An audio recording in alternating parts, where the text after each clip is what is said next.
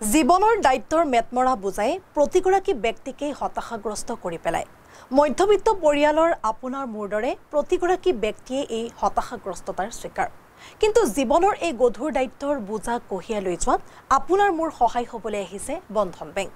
1200 টকাৰে আপুনি আজিৰ যুগত ঔষধ কিনিবনে, পাচলি কিনিবনে নে আপোনাৰ সন্তানক এখন ভাল শিক্ষানুষ্ঠানত পঢ়োৱাৰ সাহস কৰিব। চৰকাৰী বা ব্যক্তিগত চাকৰি আপোনাৰ নাই অথবা ভাল ব্যৱসায় এটা কৰিব পৰাকৈ আপোনাৰ মূলধন নাই। তেনে ক্ষেত্ৰত বন্ধন বেংকে লৈ আহিছে আশাৰ বতৰা। অতি সহজে আপুনি লাভ কৰিব বন্ধন বেংকৰ পৰা ঋণ।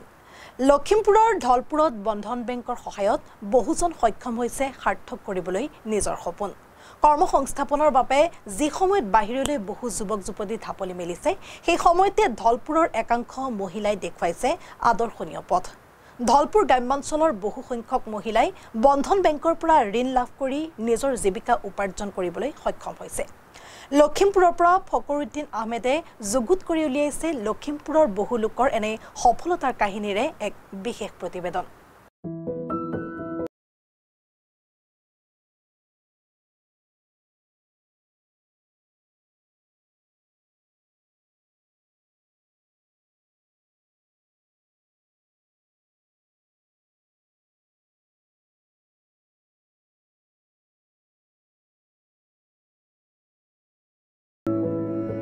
বাৰ হাজাৰ টকাৰে আৰম্ভ হৈছিল পূৰ্ণানন্দ দাসৰ সফলতাৰ কাহিনী।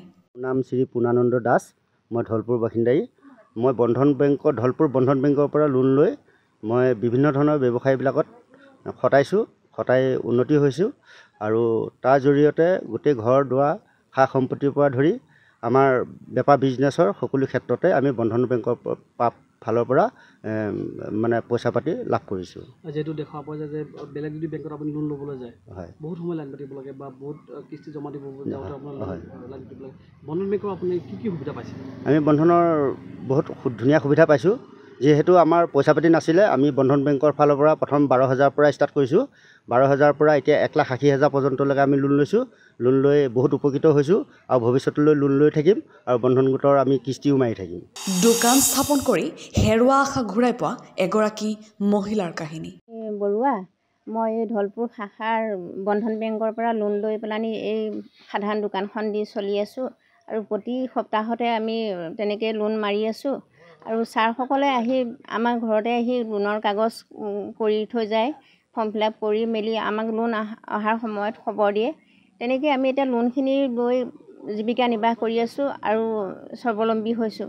আৰু এই লোনৰ কাৰণে আমি বহুতখিনি সুখী হৈছোঁ আৰু বহুত মানে সৰু সুৰা ব্যৱসায়ো কৰি থাকোঁ। কাপোৰৰ কৰোঁ, মই সময়মতে আচাৰ বনাওঁ, তেনেকৈ চলি আছোঁ আৰু মানে গোটৰ লোনখিনি মাৰি আছোঁ ল'ৰাহঁতে সৈতে তেনেকৈ। আৰু ইয়াকে কৈ মোৰ 10,000 টকাৰ পৰা আৰম্ভ হৈছিল সপোন সাৰ্থক কৰাৰ যাত্ৰা।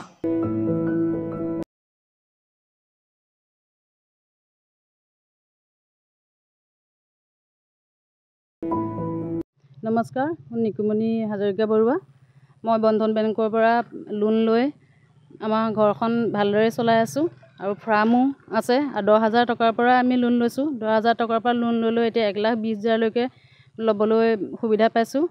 আমি একো কষ্টও কৰিব নালাগে, ছাৰহঁতে ঘৰতে আহি দিয়েহি, ডকুমেণ্টছবিলাক দিলেই হয়, আকৌ নিয়েও কিস্তিবিলাক সপ্তাহে সপ্তাহে আহি লৈ। গতিকে বন্ধনৰ পৰা আমি ল'ৰা ছোৱালী বা ঘৰখন সম্পূৰ্ণ মানে ভালকৈ চলাই আছোঁ।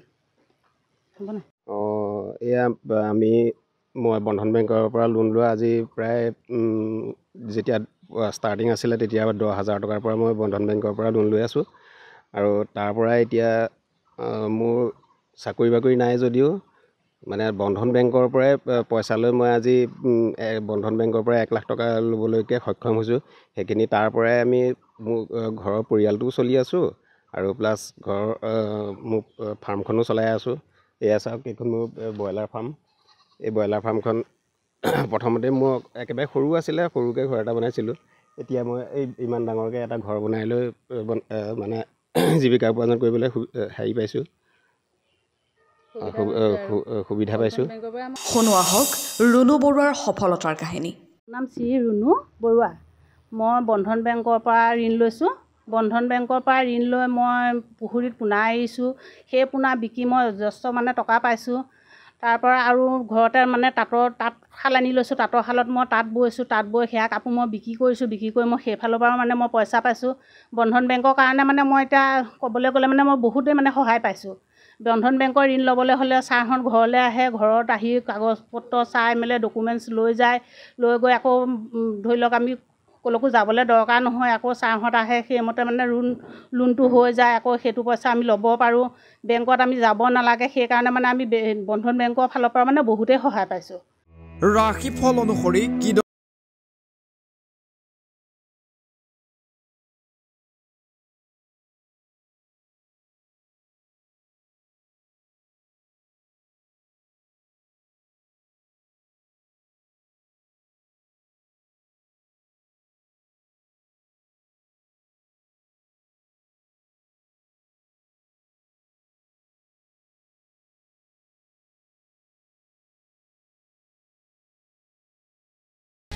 ৰঙাপাৰাবাসীৰ বাবে সুখবৰ। আপুনিও যদি দুচকীয়া বাহন ল'ব বিচাৰিছে তেন্তে এতিয়াৰে পৰা চিন্তাৰ কোনো প্ৰয়োজন নাই। আপুনিও আহিব পাৰে DBP এছ'চিয়েটলৈ, বাজাজ টু হুইলাৰ ডিলাৰ। আমাৰ ঠিকনা ৱাৰ্ড নং 8 ঠাকুৰবাৰী ৰোড, ডাকঘৰ, ৰঙাপাৰা, জিলা শোণিতপুৰ, অসম। আমাৰ যোগাযোগ নম্বৰ হৈছে 9435-707-133। আন এটি নম্বৰ হৈছে 9707967285।